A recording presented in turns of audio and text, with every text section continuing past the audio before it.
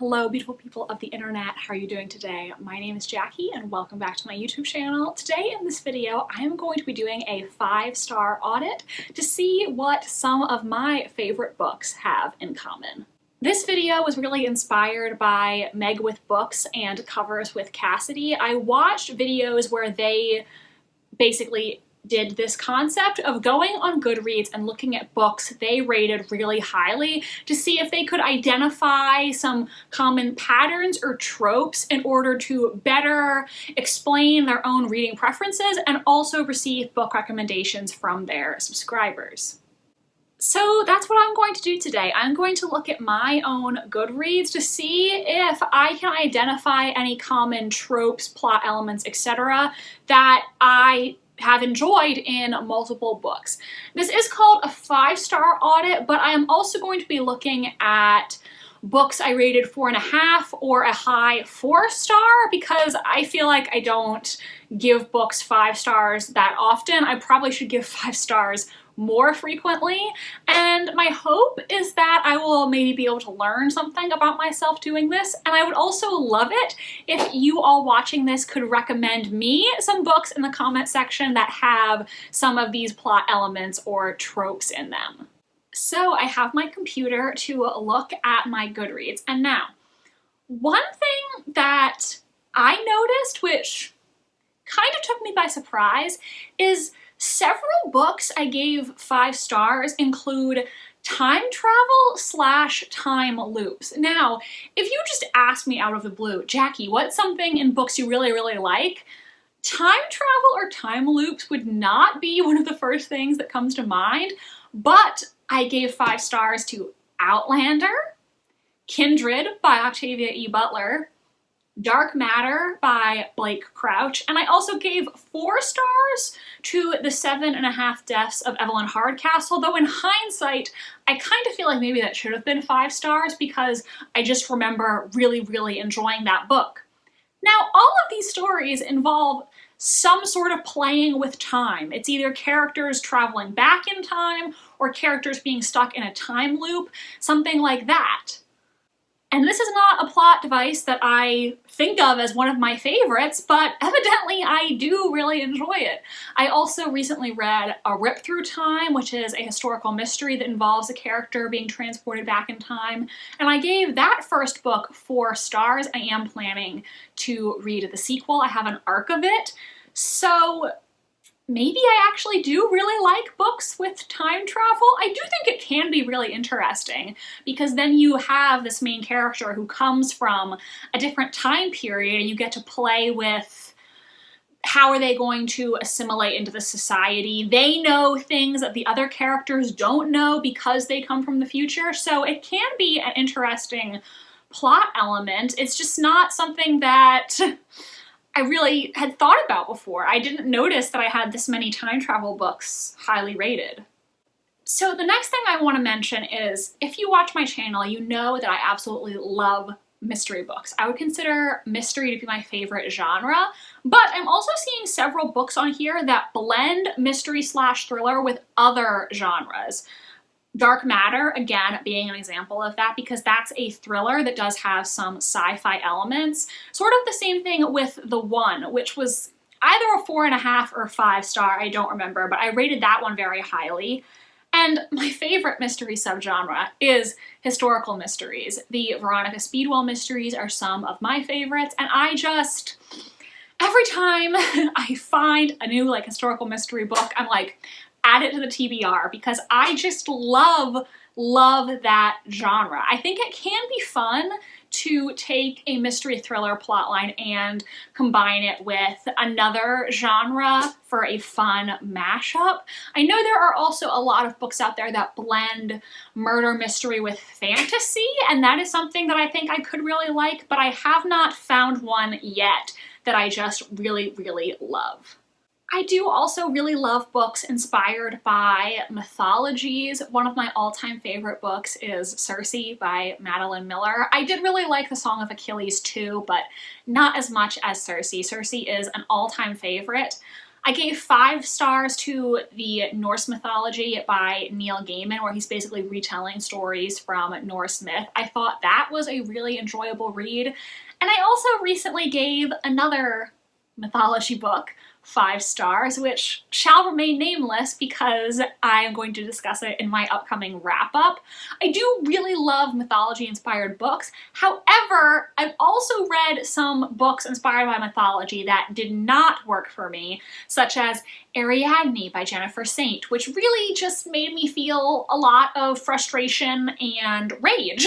So, while I do really love books that use mythology as inspiration, just because a book is inspired by mythology doesn't mean that it's going to be a favorite. Another thing I think I really like is female-centric nonfiction. I really enjoy reading nonfiction about history, and I think my favorite ones have been the nonfiction books which focus on a specific woman or group of women, especially ones who maybe I didn't know that much about before, or whose accomplishments or importance have been overlooked.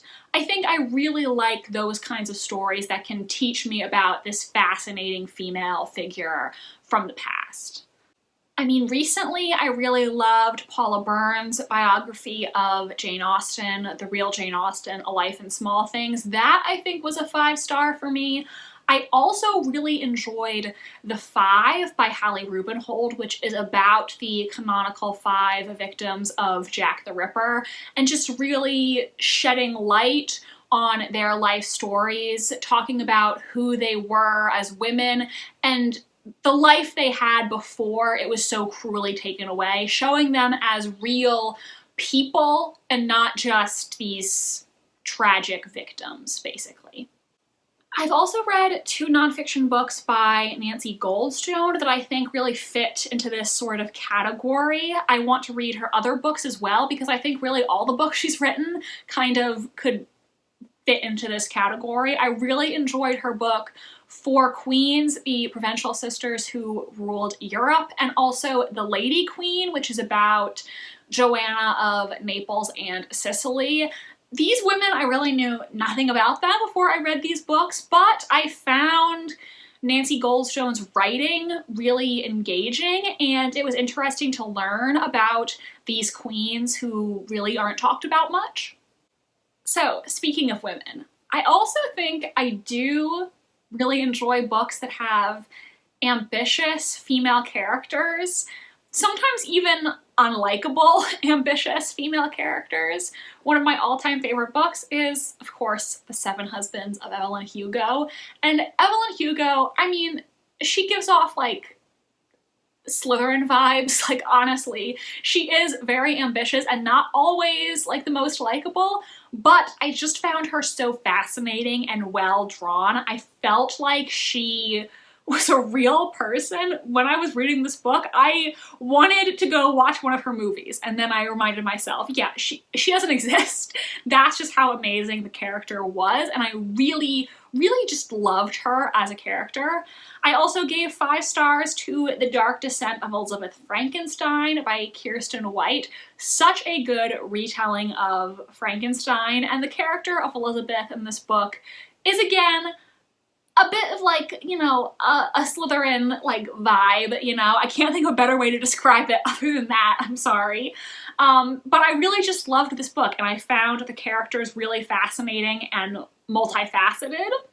Also, I would say my favorite Shakespeare play is Macbeth. And part of the reason I love Macbeth so much is because I'm obsessed with Lady Macbeth. Is she a good person? No. She plots to commit murder to get her husband on the throne. But I just am enamored with her. I don't think she's a good person, but just reading about her, I find her so interesting as a main female character. And I just love her determination, her ambition, her passion. Like, she's not a good person, but God, is she a great character. And I really just like reading these kind of complicated women who are out to to get what's theirs. Like, I mean, are they good people? Are they really the friends that you want to make? Maybe not necessarily, but man, are they compelling. And honestly, I think unlikable characters don't turn me off so long as they are meant to be unlikable. I mean, I love The Great Gatsby by F. Scott Fitzgerald. It used to be my all-time favorite book. I would not say that anymore because I've read a lot of other books that I liked better since then, but I do still love this book, and really nobody in this book is likable, but that's kind of the point. I really just love this rich people being rich and awful trope, like just these really selfish people with these extravagant lifestyles doing all this bad stuff. But something about it is really interesting to me, so long as the author intends for them to be unlikable. I think I dislike unlikable characters when the author clearly wants you to root for them, but how can you root for someone who is so selfish? I think if the author is embracing the fact that this character is selfish and unrepentantly so, then it's great. I also really love Samantha Downing's books. I loved My Lovely Wife, one of my favorite contemporary thrillers, and I also really enjoyed For Your Own Good. I forgot what it was called for a second. I had it and then it just flew out. For Your Own Good I also really liked. I liked He Started It Too. I don't think it was on the same level as her other two books, but I really do enjoy her writing. I consider her one of my favorite contemporary mystery thriller authors, and all of her characters in her books are really awful. I don't think any of them are likable or all that sympathetic, but they are really compelling to read about, especially in a mystery thriller with all this drama and plot twists going on.